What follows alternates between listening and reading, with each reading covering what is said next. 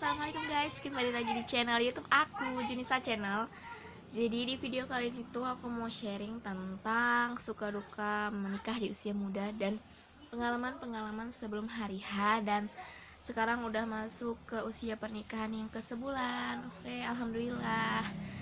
Seperti biasa, sebelum aku lanjut cerita, jangan lupa klik tombol like, comment, share, dan subscribe sebagai bentuk dukungan kalian guys.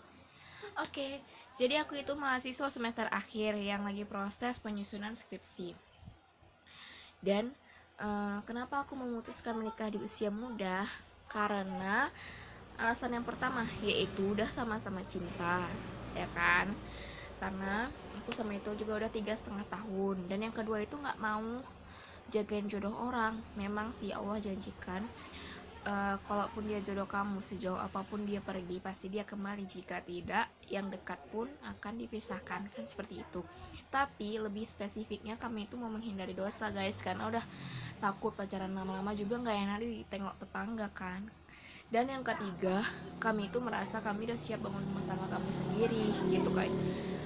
Walaupun ya nggak punya gaji yang terlalu besar-besar amat, tapi kami mampulah gitu untuk menyokong kehidupan kami berdua gitu, kehidupan keluarga kami gitu kan.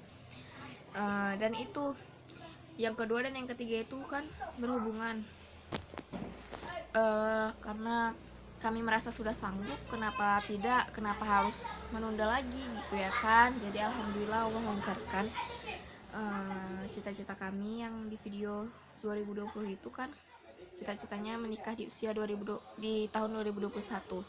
Alhamdulillah Allah dengar, Allah ijabah doa kami itu gitu kan, alhamdulillah. Dan di situ pasti ada suka duka yang kami hadapi setelah berumah tangga ini, seperti mental ataupun emosi lah, keuangan, dan ya itulah pokoknya. Mental yang pertama, kayak kita tuh harus siap ketika suami kita itu minta kita untuk ngerjain sesuatu yang bahkan kita itu bisa dibilang capek gitu, tapi kita harus mau gitu kan, harus siap masak, harus siap nyiapin kebutuhan suami kerja, harus siap sarapan suami, baju suami kerja gitu, harus siap. Dan suami aku itu tipe orang yang suka makan tengah malam, walaupun itu nggak sehat, dan alhamdulillah sekarang udah aku hindarin. Aku suruh dia untuk makan sebelum jam 7 atau jam 7 lah paling lama, biar nggak makan tengah malam, karena kan nggak sehat. Jadi ya itu, waktu awal-awal banget nikah dia suruh aku bangunin aku gitu kan, namanya juga masih pengantin baru, masih malu lah untuk ambil sendiri ke belakang.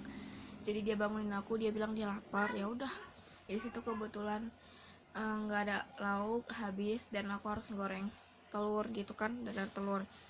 Dan disitulah suka dukanya. Dan tiba-tiba kan kayak gini ya, kaget juga kita, mental kita itu, emosi kita itu kaget gitu kan, mau nggak boleh kesel gitu, mau gimana lagi ya, namanya udah tanggung jawab, kesel pun ya harus dilewatin kan gitu itu.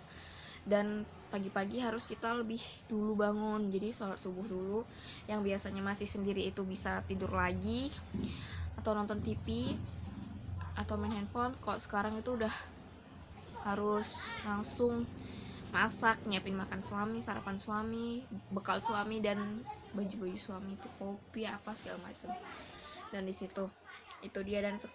Dan dulu itu masih bisa foya-foya, dalam artian kan kita itu cewek suka shopping ya, lagi kan sekarang udah ada aplikasi belanja online. Di situ kita bisa check out semuanya, tinggal pesan, tinggal lihat-lihat harga, pesan langsung nyampe, bayar gitu kan. Itu. Dan sekarang kita itu nggak boleh nggak boleh foya-foya lagi, kita lebih mikirin kebutuhan rumah tangga kita, meskipun belum punya momongan gitu kan, belum punya momongan. Karena kalau nggak dari sekarang kita mulai nabung atau mulai berhemat, kapan lagi gitu. Karena memang rumah tangga ini bukan hal yang sepele, bukan hal yang mudah. Perselingkuhan itu perceraian itu bukan hanya faktor selingkuh, tapi juga faktor ekonomi. Nauzubillah ya. Makanya dari itu, ekonomi kita itu ya harus distabilin lah, walaupun nggak harus yang kayak amat gitu, yang penting stabil, nggak harus berantem gitu kan, pengennya gitu. Sekarang aja yang belum punya anak pikirnya harus ke keluarga, apalagi udah punya anak gitu kan, udah punya momongan. Apa-apa itu harus demi anak, demi keluarga, biar emaknya nggak pakai baju lebaran, yang penting anaknya pakai baju lebaran. Biar emaknya capek, biar bapak emaknya capek kerja, yang penting anaknya bisa sekolah gitu kan. Anaknya, orang tuanya S1, anaknya harus S2 ya, prinsipnya gitu, biar hidup itu punya kemajuan. Kalaupun nggak bisa S2, setidaknya S1 lah, setara gitu kan. Pengennya maju, tapi kalau nggak bisa ya udah sampai stuck di situ aja ya, alhamdulillah gitu kan. Yang penting ya itu, pengennya yang terbaik untuk anak dan keluarga. Kita nggak tahu kapan kita akan sakit, kita nggak selamanya sehat. Jadi kalau kita nggak punya pegangan, kita bakal bakal kebingungan, kewalahan ketika suami sakit, anak sakit, bahkan kita sendiri yang sakit.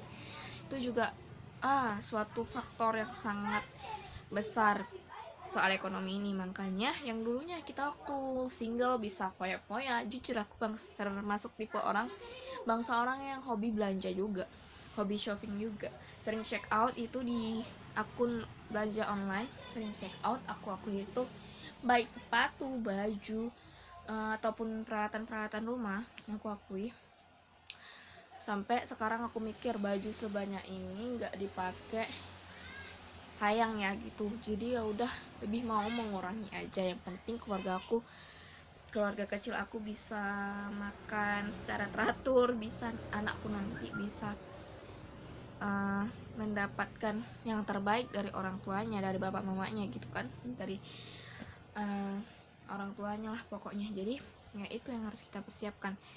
Dan yang ketiga itu ya masalah keuangan tadi, yang kadang-kadang naik turun, yang kadang-kadang ya emosi juga gara-gara aduh keuangan udah menipis nih kayak gitu. Cuman itu hal yang wajar ya kan, di akhir bulan itu wajar, namanya juga belum gajian ya kan. Tapi ya itu hal yang wajar lah pokoknya. Jadi kita sebagai suami istri itu harus saling menopang. Ketika kita punya duit ya kita bantu suami dong kan gitu, karena berumah tangga ini saling tolong menolong, nggak ada alasan untuk saling diskriminasi. Lu harus cari duit, lu yang harus cari duit gini gitu, enggak. Pokoknya dua-dua harus kerja sama, dan kita sebagai istri harus selalu support gitu kan. Doakan aja yang terbaik buat suami. Dan sebelum menjelang hari H pernikahan itu juga banyak rintangan yang aku lewati sama pasangan gitu. Seperti yang dibilang orang-orang kebanyakan gitu kan, halangan-halangan itu, rintangan itu benar 70% benar aku alami. Seperti emosi yang makin meningkat, kita berdua nggak kompak, keuangan juga naik turun, bahkan lebih sering ribut gitu. Itu udah banyak kami alami menjelang pernikahan gitu kan, yang kaminya tiba-tiba nggak kompak, aku pengennya kayak gini, suami pengennya kayak gitu, dan keuangan juga tiba-tiba naik turun gitu. Alhamdulillah Allah beri kemudahan. Itulah makanya aku ngerasa bahwasanya memang itu jodoh aku, karena kan aku pernah dengar salah satu ciri dia jodoh kita adalah Allah berikan kemudahan untuk kita satu sama dia kan gitu. Insya Allah ya sampai jannah, sampai surga gitu kan, seumur hidup sekali, amin. Pengennya itu yang terbaik lah. Dan itu aku juga makin gampang emosi, cemburuan, karena kan kemarin itu sempet keluar kota sebelum nikah, Hamin 1 bulan itu ke bencana ke Mamuju. Jadi ya sempat masukin foto sama kawan kerja dia, ada yang cewek-cewek juga kan. Jadi aku kayak lebih cemburuan lagi. Biasanya aku ya sih santai aja, tapi nggak tahu kenapa setelah mendekati hari H itu aku makin terbakar. Dan itunya yang biasanya nggak pernah bukan gini sih, tapi kayak lebih sememancing itu, tiba-tiba jadi makin memancing ke emosian aku gitu kan. Jadi disitulah cekcok. Dan keuangan juga ya gitulah, emosi. Dan pertengkaran juga kayak ya saling berhubungan lah di antara keempat ini, gitu saling berhubungan. Jadi tapi alhamdulillah kami lewati walaupun ada pertengkaran, walaupun ada air mata juga gitu kan, namanya cewek ya kan, lebih sensitif, lebih gampang nangis gitu, jadi hal yang wajar lah ya. Ya udah alhamdulillah bisa kami lewati sampai hari H. Alhamdulillah udah bisa terlaksana dengan baik, dan sampai sekarang udah 1 bulan alhamdulillah.